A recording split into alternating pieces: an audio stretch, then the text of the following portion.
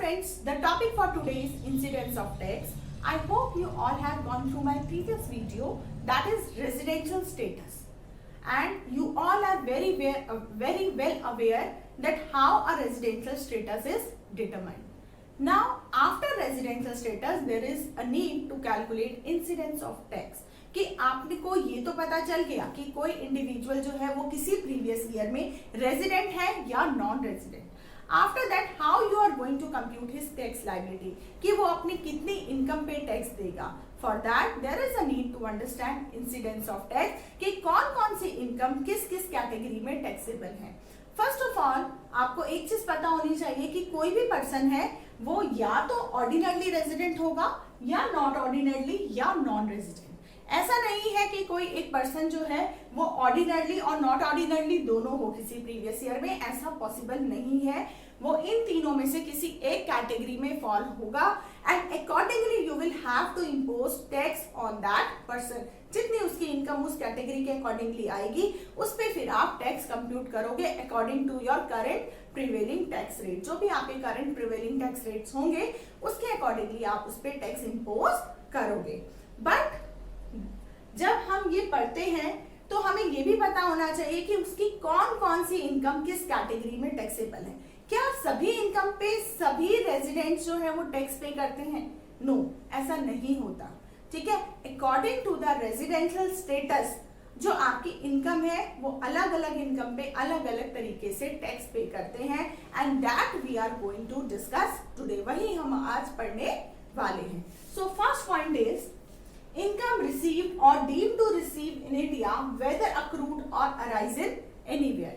मतलब कि आपकी जो इनकम है वो आपको इंडिया में रिसीव हुई है और it is deemed to be receive. Deemed to be receive मतलब कि आपको रिसीव हुई नहीं है but as per your income tax act it is deemed to be received in India.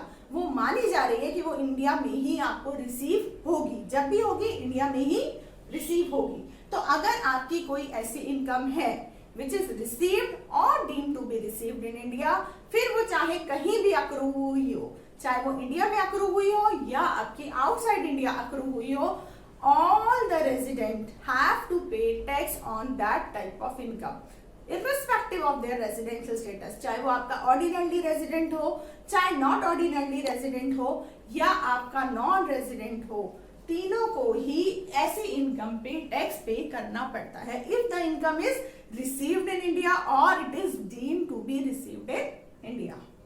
Next is income accruing और arising in India whether received in India और outside India.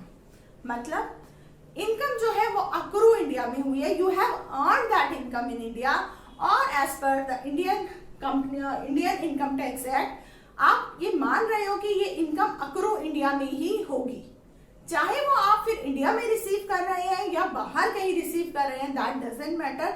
But if the income is accruing in India then also each and every resident has to pay tax whether you are ordinarily resident, not ordinarily resident और non resident. तीनों ही residents को इस पे tax देना होगा. Now the next is income received or accrued or arising outside India from a business controlled in or profession set up in India. What does it mean? कि जो आपकी इनकम है वो आपको ना तो इंडिया में रिसीव हुई ना अक्रू हुई इंडिया में. ठीक है, it is received and accrued outside India but the business from which this income you have earned it is set up in India.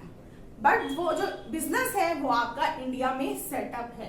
ठीक है, तो if you earn any income outside India but the business has been controlled from India, अगर वो business आपका India से control हो रहा है, इन दैट केस जो आपके ऑर्डिनरली है और नॉट ऑर्डिनरली रेजिडेंट है both have to pay tax on such type of income. ये अगर ऐसी आपकी कोई इनकम होती है तो उस केस में ऑर्डिनरली और नॉट ऑर्डिनरली इन दोनों को ही टैक्स पे करना होगा, जबकि नॉन रेजिडेंट ऐसी इनकम पे टैक्स पे नहीं करेगा. Okay, now the next point is income received और अक्रूड और arisen outside India from a business controlled from outside India और प्रोफेशन सेटअप आउटसाइड इंडिया। मतलब अब क्या हो गया कि आपको जो इनकम रिसीव हो रही है वो आउटसाइड इंडिया है, अक्रू भी आउटसाइड इंडिया हुई, और जो आपका बिजनेस है वो सेटअप भी आउटसाइड इंडिया है।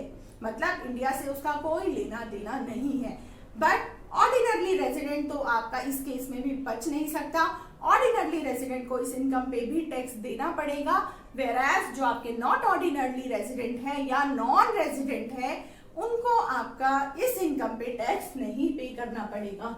तो आपकी जो ये इनकम है ये ऑर्डिनरली के केस में टैक्सेबल होगी, जबकि नॉट ऑर्डिनरली और नॉन रेजिडेंट इस पे टैक्स पे नहीं करेंगे।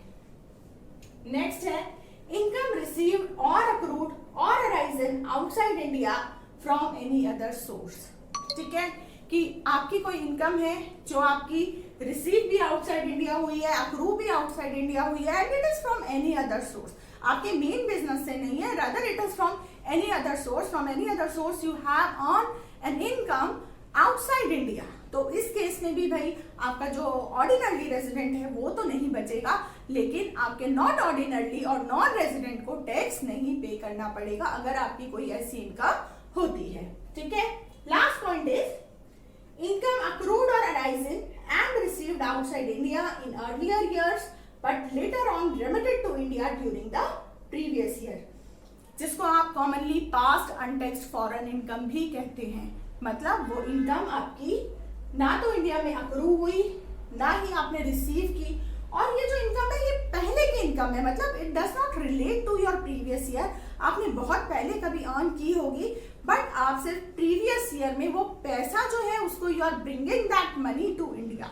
तो what you will do in this type of case, तो ये एक इनकम ऐसी है जिसपे किसी को टैक्स पे नहीं करना होता, चाहे आपका ऑर्डिनरली रेजिडेंट हो, नॉट ऑर्डिनरली रेजिडेंट हो या आपका नॉन रेजिडेंट हो। I hope incidence of tax is very clear to all of you. आपको किसी को कोई डाउट नहीं होगा। आप in my coming lecture I will come up with numerical of this topic. I hope you all like the lecture.